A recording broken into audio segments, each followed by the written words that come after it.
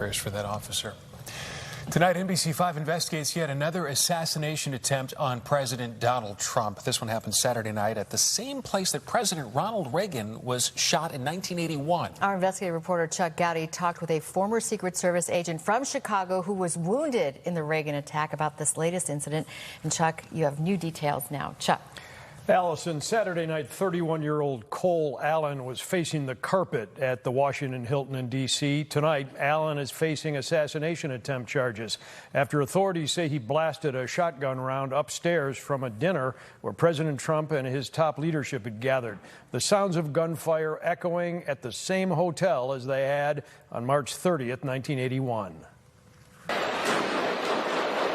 Chaos in front of 2,000 people Saturday night as gunshots prompt the emergency evacuation of President Trump, the vice president, and top cabinet officials from the White House Correspondents' Dinner.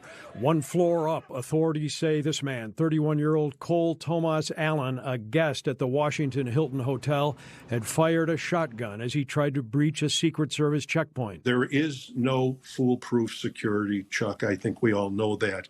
But you want to bring the odds down in your favor.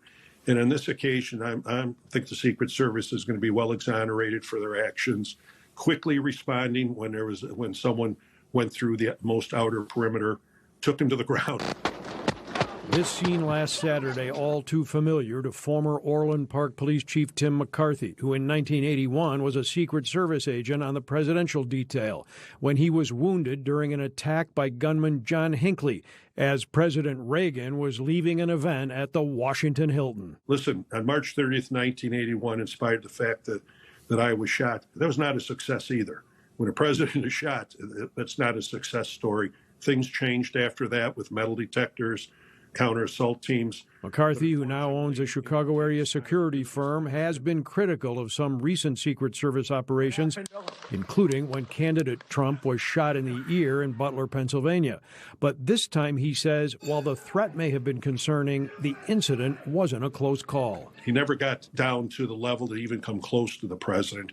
But it's of concern, absolutely. Can't minimize it. Got to break it down and take a look at where every post stander was at. Take a look at the advance and what everything the advance team do. And you always got to do better. Are you concerned at all about the fact that he was able to take a train from L.A. through Chicago to D.C. carrying the guns and the ammo? Well, it's a loophole for sure, but he could have just as easily put them in a car. In all likelihood, even if you stop for traffic, if they were in the trunk of the car, there'd be no reason to search the trunk of the car simply for a traffic stop. So it's a bit of a loophole when it comes to public transportation. Now, tonight, Cole Allen facing assassination attempt charges using the weapons he brought on a train through Chicago. An Amtrak official says the rail line is providing information to Secret Service and the FBI, but Amtrak did not answer our questions about Allen's ability to travel with guns, knives, and ammo. As for the Washington Hilton, after President Reagan was shot in 1981, behind the building, the hotel built a secured indoor garage for the use of future presidents. Saturday night, President Trump was whisked away to safety from that garage. Stephen? All right, history rhyming right there. Thank you so much. Appreciate it, Chuck.